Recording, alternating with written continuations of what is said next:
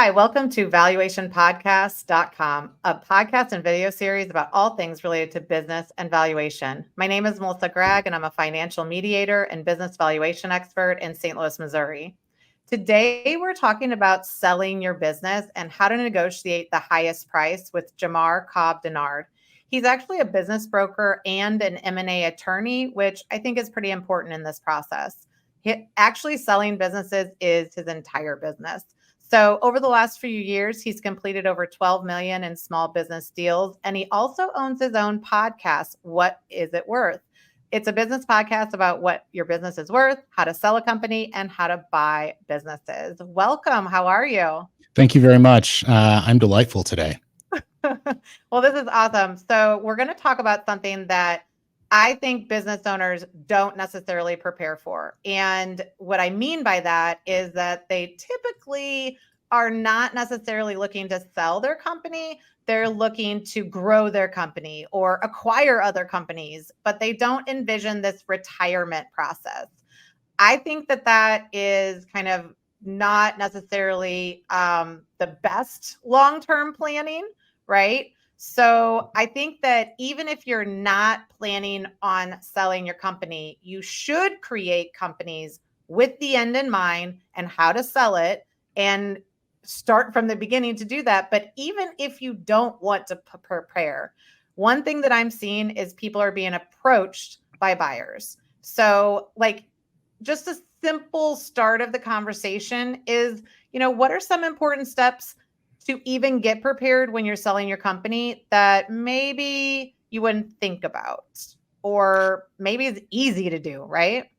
Sure. And what you mentioned about beginning with the end in mind is the most important piece that most business owners forget and don't think about, forget or don't think about. So business owners are great at running their companies, and that's what they've essentially been in the business of, is running a great business, producing cash flow for themselves. But they're not starting that with the end of, how do I retire from this business? How do I eventually exit if I want to spend more time with my kids or with my family or other hobbies or other career interests, et cetera? And so not only does not thinking about the end prevent people from effectively being able to sell, it also impacts the margins in the business as you're running your business. And then third, it impacts what opportunities you have to sell at the end. So I do have 8 steps essentially that people think about as they're preparing to sell their business. But the first big thing is, what would happen if I exited my business? Not only from a financial standpoint, thinking of, okay, if there are 10% broker fees, if there's a 20% capital gains tax, what am I actually going to net from the sale of that business? What do I need to net in order to retire? Or what do I need to net and to keep my standard of living going as I continue to work, do other projects, raise my family, etc. But as somebody's preparing to actually sell their business, number one is the financial performance of that business. So looking at the P&L, making sure that the ratios fit industry standard, because if we're looking at large scale buyers, if you're over $1 million or $2 million in private equity in adjusted EBITDA, then private equity firms, family offices, strategic buyers start knocking at the door at that point. So what does your financial performance look like compared to other businesses in a similar size in the same industry? What are your margins? What's your gross margin? What's your net margin? How do you decrease cost of goods sold as much as possible so that you're producing more profit and essentially printing money? Second is growth potential. There are 3 things that every buyer is looking at when they are seeking to buy a company. And I refer to it with the acronym CEO. They're looking for cash flow. They're looking for great employees who can run the company without the owner there. And they're looking for opportunities to grow. So cash flow, we just talked about in terms of financial performance. Employees, we'll talk about a little bit later. But here are opportunities for growth. Are there additional services or additional products that can be added to the business? Is the industry one that's actually growing right now? Those are important things to not only think about when marketing a business for sale, but also starting to grab onto those opportunities now. So the business is already growing and in the flow of growth for a potential buyer as they're coming. The Switzerland structure, we call that the 80-20 rule, or is there any one customer, supplier, or employee that could essentially tank the business if they were gone? Customer concentration, employee concentration, and supplier concentration are big items that potential buyers always look at. So how do you diversify your customer base? How do you diversify your supplier base to ensure that you're not reliant on one of those that could destroy the company? Valuation, is the business a moneymaker or is it a money pit? Recurring revenue, how do you take something that's a service base or a single product purchase and turn it into a subscription model that'll take your valuation from maybe 3 or 4 times profit to 10 times profit just by having recurring, repeatable revenue? What differentiates the business? How high are your customer service scores? And then finally, can your business run without you? Key point on that employee piece.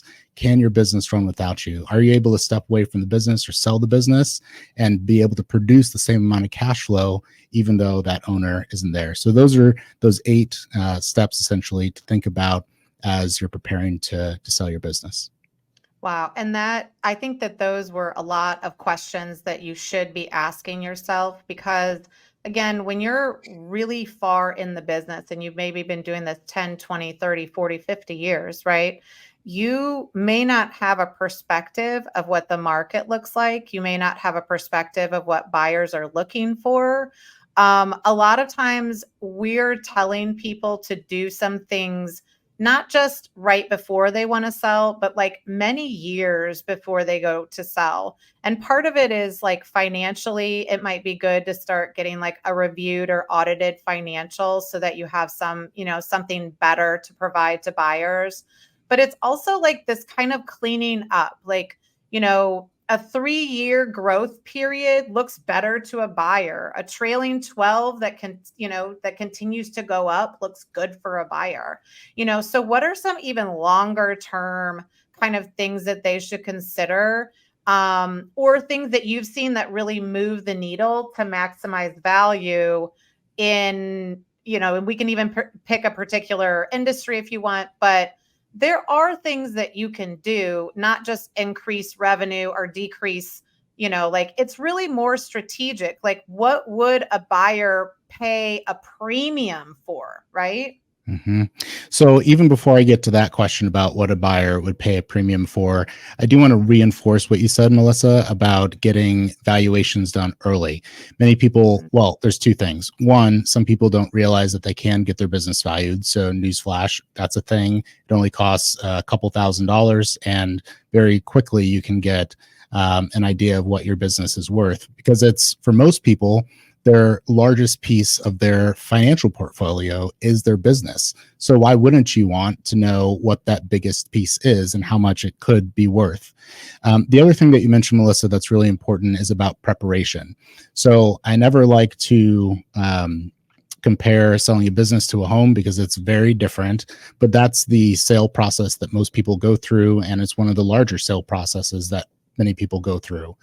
When you're selling a home, you don't just put the home on the market with dirty walls and poor carpet and bad landscaping, right? You fix the landscaping, you clean the carpets or replace it, you paint the walls, right? So everything looks the best, so you get a premium price. And it works the same way with the business. Now, we kind of threw away cash flow in terms of what's going to bring a premium to the business, but that's really it. Most business brokers and most buyers that are coming to the table, unless it's a couple of specialized industries, are looking at cash flow first. Is it repeatable? Has it been consistent? Is it growing? And do those cash flow margins match what they should be for the industry? So cash flow is king, always king, always king. So what can you do over the course of the next 1, 2, and 3 years to maximize cash flow, not only from your margins, but also increasing sales and increasing profits at the end? The other big piece is having a general manager in place. So buyers are always concerned, unless they're going to be owner operators. But if we're talking about buyers that are purchasing $1 million and plus of adjusted EBITDA, they're looking for some sort of general manager and a leadership team in place. So how strong is that leadership team, and can the business really run without you? Can you go on vacation for 1, 2, 3 weeks and come back and the business is still running? I've got a client who they own a landscaping company, and last year they moved to Florida, and their business actually increased by $2 million after they moved to Florida because they hired a really strong leadership team. So now, instead of giving 5x for that business, because they have such a strong leadership team, they're going to get 7 to 8x of cash flow, and essentially have increased their price by almost double because of what they've been able to do from a leadership standpoint. So cash flow is king. Can your business run without you? And then the other one that a lot of people forget about or think that they can't do is create recurring revenue streams. So even as a consultant, is there something that you can put online that people can buy individually or independently of you as a accountant? Are there some sort of online portals? Is there a kind of what do you call it, a product box that can be sent on a monthly basis, right? Or can a portion of the product or service be purchased over time versus being purchased all at once? Being able to see accounts receivable on the books and knowing that there's consistent and repeatable and predictable revenue coming in, that can also double a valuation of a business as a buyer's looking at it. Yeah, I think there are a couple things that you said. One is the vacation, and I think that that's the biggest thing for a business owner. And it's really like you need to take 2 weeks, no contact. Like, can your business survive with you 2 weeks, no contact? And if not, then you have some things to figure out. The other thing that I think we glossed over just a little bit, but you mentioned it at the very beginning, is like, how much do you need to retire? So let's say let's say you go through the process, you value your business, it's worth $6 million. You're like, that is great. I'm going to retire. This is going to be awesome. But you don't figure out the tax consequences of the sale, right? Because there's deal structures that could be a stock sale or an asset sale. And those are important concepts to understand for the tax perspective. But I think that even some of that preparation of like, oh, okay, the 6 million may only be several million. Like, oh, I wasn't planning on that. Like some of these things, okay, well, maybe you need to take a couple years and increase the value, right? And work with a consultant to understand what that looks like. Nowadays, it looks like marketing. It looks like social media.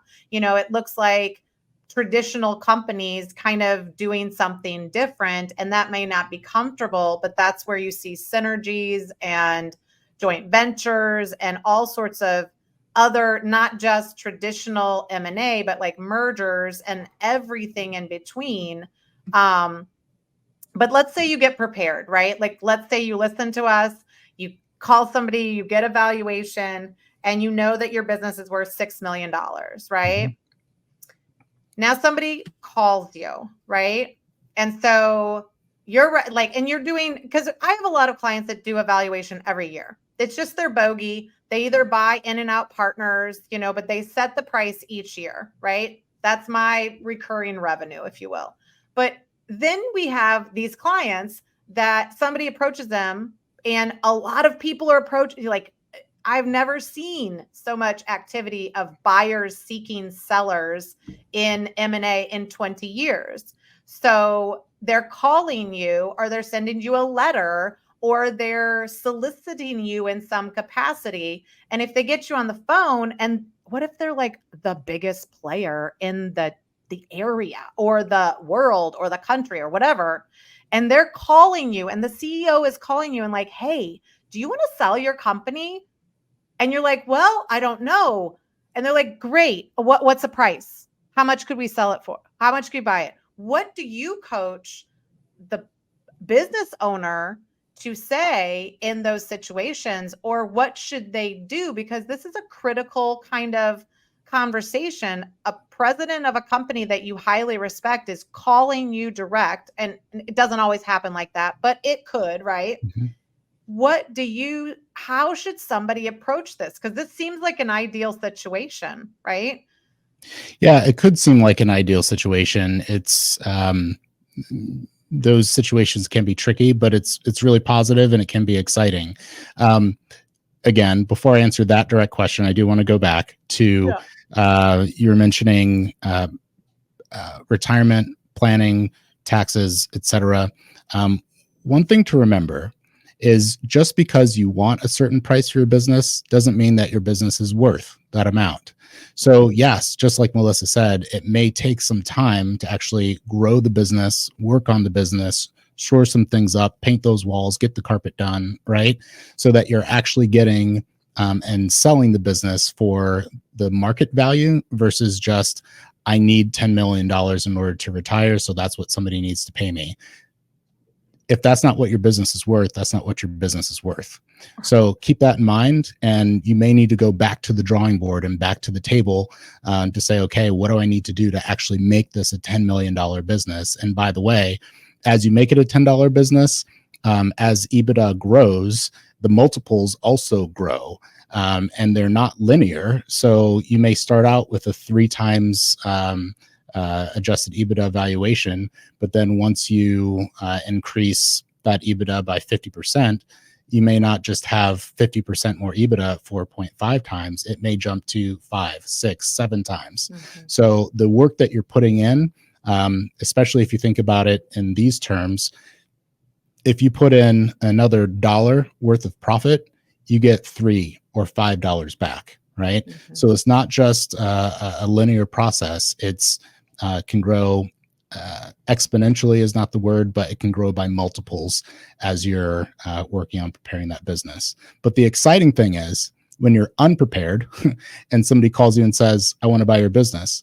And the question always comes up, hey, what would you sell it for? The old adage in negotiation is he who speaks first loses. So I would not give an answer. And my answer always is, hey, that's a really great question. Based on the level of complexity of this business and your experience doing deals, Mr. Buyer, I'd really expect you to come to the table with an appropriate offer, and then we can talk about how that offer may be structured after that. And that's it. If they continue to push and press, then drop back and punt and talking with your CPA, talking with your attorney, getting some valuation done while they're doing due diligence. And that'll give you time to come back and say the exact same thing to them so that they can give you and present you with an offer. Yeah. And I think that is the most solid advice. That I think that business owners may kind of get this thrill of the game. Like everybody loves to negotiate. Everybody thinks that they're a master negotiator, especially if you've owned a business for a long time. And I think that in this situation, it's sort of like you're almost too close to it, and so you're really excited and you don't even realize the information that you're giving to them. Like people can tell me financial things and not give me all the pieces of the puzzle and I can figure it out. Mm-hmm. Like you don't know, like if you start to give them information. And the other thing to consider is like they're approaching you, you don't have to respond. You don't have to say, like, you can be very gracious and be like, oh my gosh, you're an amazing company. I would love to have these discussions, but I operate as a team. I have financial people. And that seems like a great discussion to schedule, right? Mm-hmm. Because again, if you are kind of showing that you have more and there is a team and there is a structure, then those would be the conversation that you have. If you're just like, oh yeah, I negotiate all my stuff, and I know it's 6 million. So let's just see what they respond at 6 million. Mm-hmm. You might not be able to recover from that initial conversation with that buyer. And it's not saying that like you lose that opportunity, but it is a critical juncture that you might be like, oh, somebody's just, calling. Let's just throw out a number. Yeah. And if you say something that's too high, you could turn off a buyer. If you say something that's too low, you're not, what's wrong with this business, right? It's like buying a car. Oh, it's $2,000 less than all the other cars. All right. So what's wrong with this purchase here? also you could be leaving a lot of money on the table. One of the best things that you can say as well to that question is, I'm not really sure yet, but let's dig into some of the financials, because obviously you're a sophisticated buyer and you've done this before. So first, let's go through some pre-due diligence, which means that you're sending them your last 3 years of profit and loss statements and balance sheets. You may be sending them some tax returns. There may be some working capital calculations that they want to look at, et cetera. Don't let them get too deep into the business, but give them some basics, and then have them come back to you with what's called an IOI, or an indication of interest. And it essentially says, here's what we would pay for the business in, here's what we would pay for the business, here's what we would essentially give you in terms of terms, whether that's earnout, seller financing, equity, profit sharing, et cetera. And then here's when we'd want to close. It can be as simple as an email. And then when you know that you're in the ballpark, or they're in the ballpark, then you can say, all right, let's have a conversation and formalize this into an LOI and start official negotiation back and forth. But answering with a potential price right off the bat is the wrong way to go.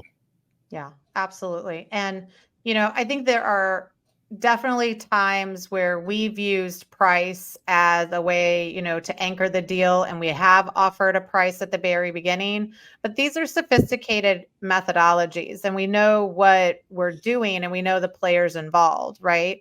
So I think that one of the things that a business owner could consider or should consider is that if you respond too quickly, you will look like you are the novice in this situation. Like they will know that you have never done a deal, that you maybe have not had these conversations. And so it's almost like your desperation to have that conversation could actually make you look more like a novice target.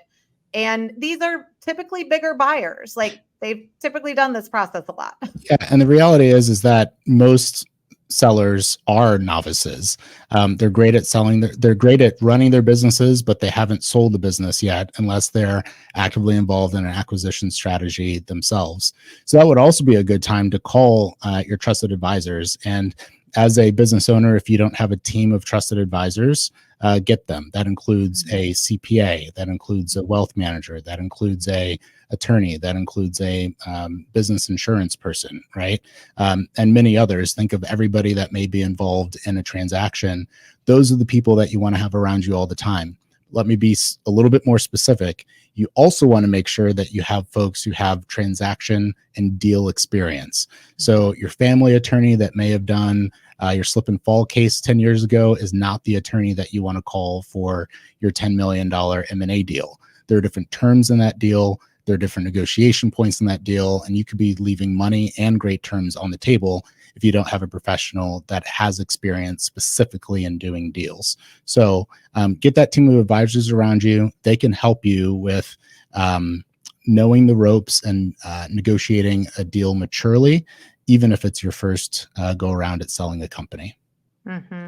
Because most of the time, if you get professionals involved that may not necessarily have done deals in the past, some of the issues will come into play. Most of the issues will come into play like a month out from closing.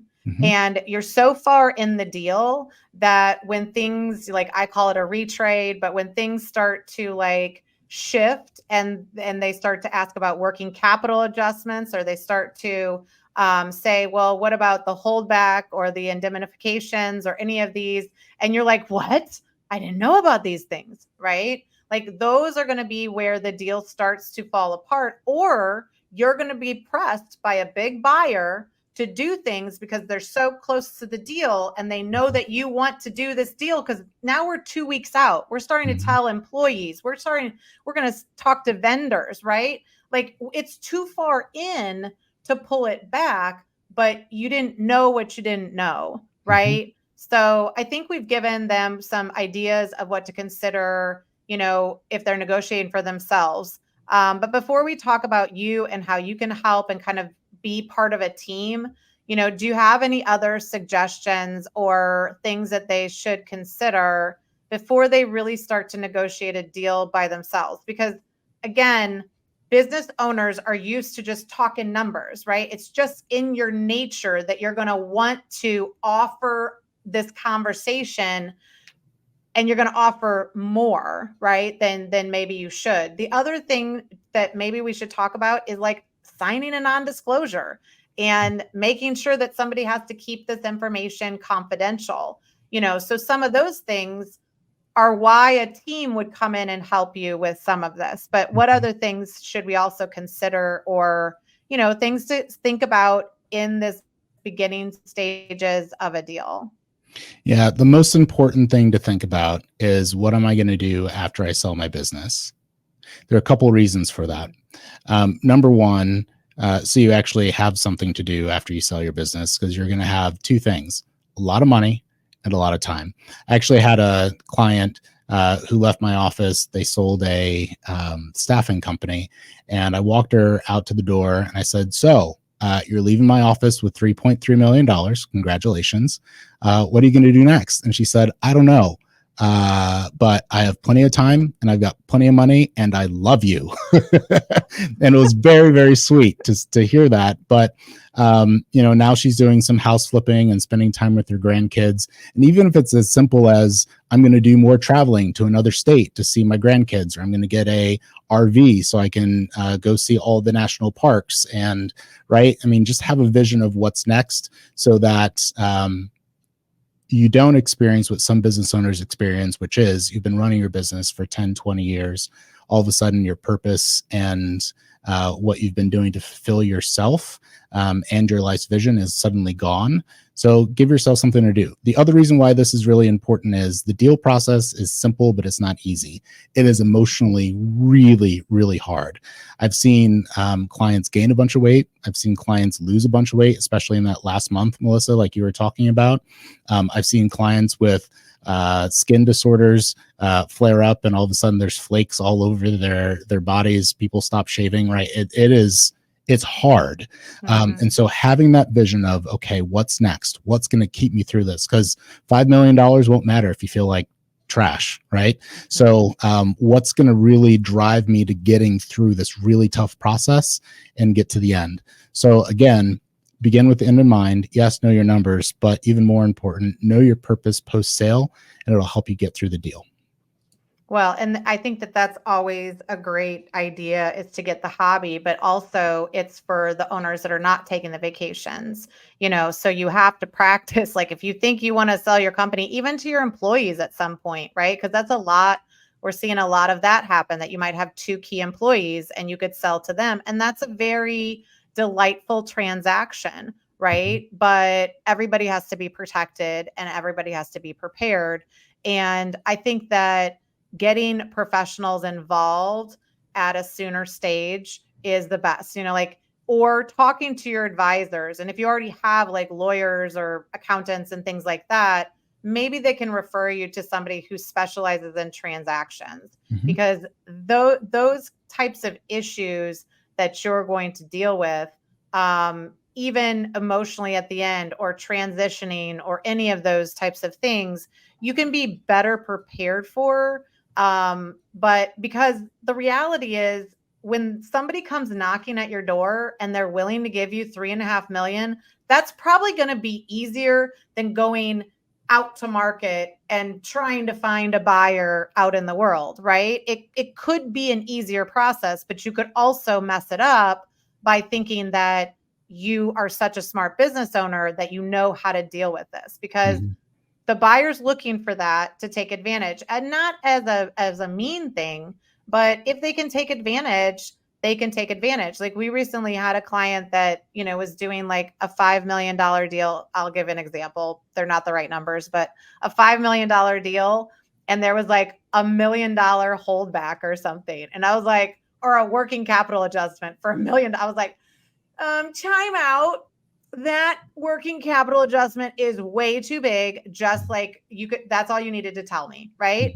And they were like, well, why? But we don't know. What should we do?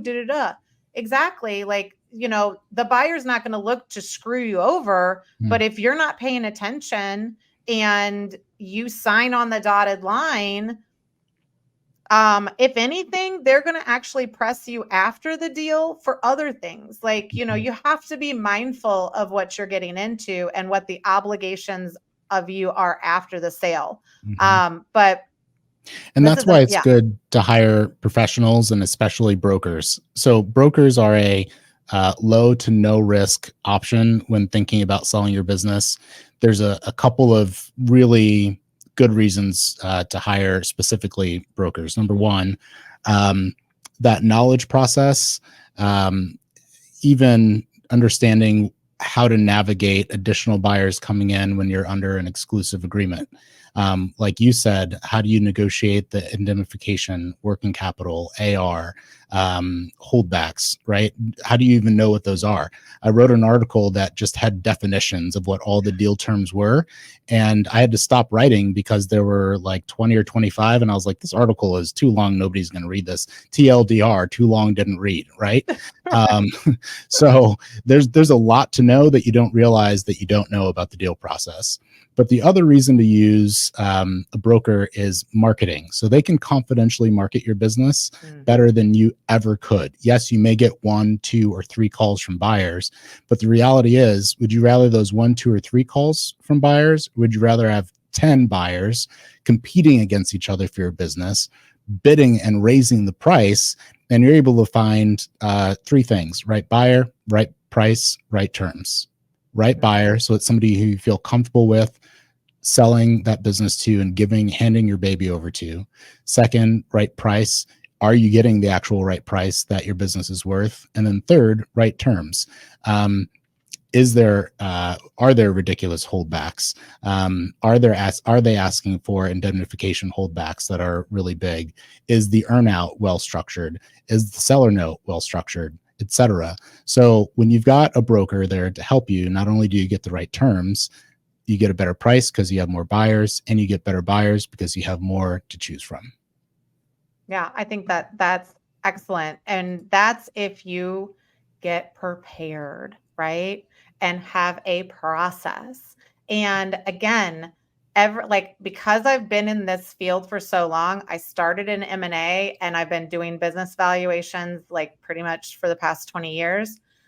Every business that I've created is intended to sell eventually. Like how I named it, like valuationpodcast.com, right? Is a sellable entity that it could be somebody else hosting, and it doesn't have to be me, but I've created these things so that they can be sold in the future. So if somebody wants to get prepared and maybe do some of that, they realistically, you can always call a valuation person and get a value, right? But if that person doesn't totally understand the market and the area and all of these things, you may be getting a number that can't be supported in the market. Yep. So, and that's the big difference between market valuation and that's the biggest difference between getting a market price analysis and a valuation. So evaluation is done somewhat in a vacuum with numbers, data, industry statistics, etc. Market price analysis is based on comps. So you're looking at data from similar sized companies across the country that have sold within the past 10 years, and through gross sales, EBITDA, adjusted EBITDA, et cetera, seller discretionary earnings, which is essentially your EBITDA with all of your personal one-time and or large expenses added back in to profit. Then you're able to still estimate what the market could or should buy the business for. But at the end of the day, you don't know what the market price is until you have a handful of offers. And that's when the market is really telling you what the business is worth. So I've got, I remember I had a client that owned a marketing agency, and they wanted $5 million for their business, while all of their offers came in between 1.5 and $3 million. So we had to have a conversation at the end. We said, we've got 9 offers for you. They're all between 1.5 and $3 million. I know that we estimated that we could sell your business at 4. You want 5, but the market is telling us what your business is really worth is $3 million. That could also go the other way, where the market's telling you that your business is worth more. But how do you know that if you're just taking the first offer that calls you on the phone and says, hey, I'd like to purchase your business. Really, you don't know what the market value is until you actually go out to the market, get a few offers, and then come back and look at what your opportunities are. Yeah. And I would also say, though, that you can know some of the issues, like, what skeletons are in your closet. And if you don't, that is exactly why you need a consultant, because those types of things will break deals. Like, I've been involved with deals that have broken horribly wrong with big companies. I've been in deals where a company simultaneously closed on 3 different, like, we were one of them, but there were 2 other, and this company simultaneously did 3 purchases on the same day. Wow. But there were movements in the date, which then made sense afterwards, because they were like, oh, we'll push the closing date for a couple of weeks, because it was such big deals that it was like, oh, that's fine, no big deal. And then it all coincided. So, some of this stuff is being prepared, but some of it is that if you have the right team, they'll respond.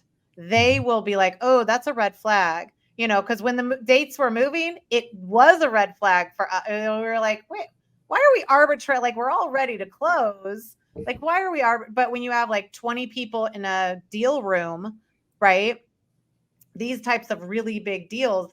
The other is that you got to clean up some of that stuff. Like, you can't just hope that nobody looks at it, or that those are the things that they will ding your price on, So even if we say you could get 4 or 5, if they come in and realize, like, your daughter is a competitor and you're siphoning off some sales to her, like, that's not going to be a great conversation, So it's really being very honest with your advisors about some of the things. And sometimes you don't know what those kind of skeletons are, and we have to come in, or again, getting like an audited financials or reviewed financials. An accounting firm is going to come in and be like, have you been properly accounting for receivables? Yeah, I had a client who lost a $3 million deal because their books weren't tight.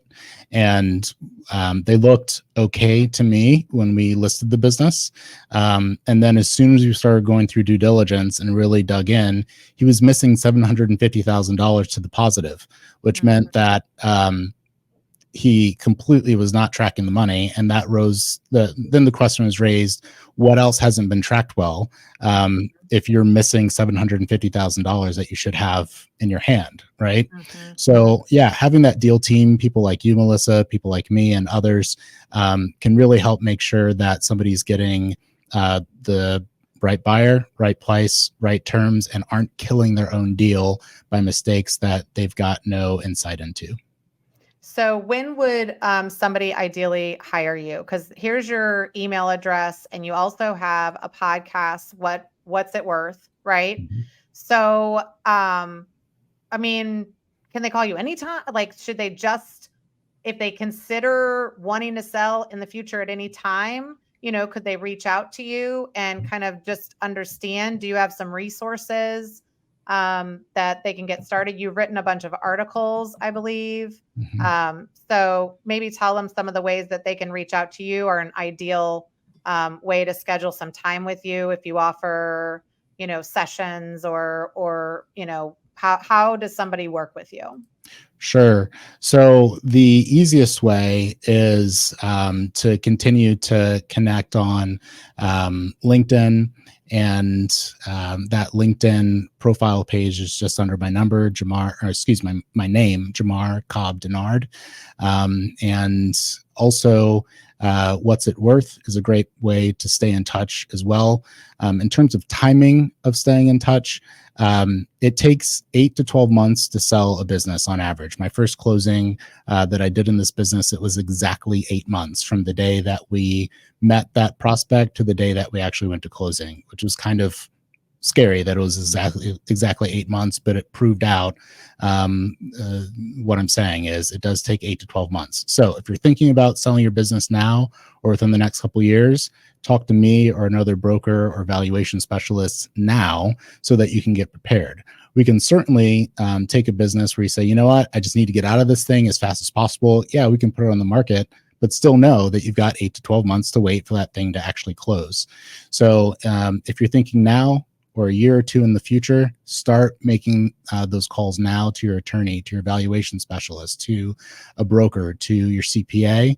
Get those team of advisors around you so that you're well prepared for the sale and you can get more value than you even thought that you could get in the first place.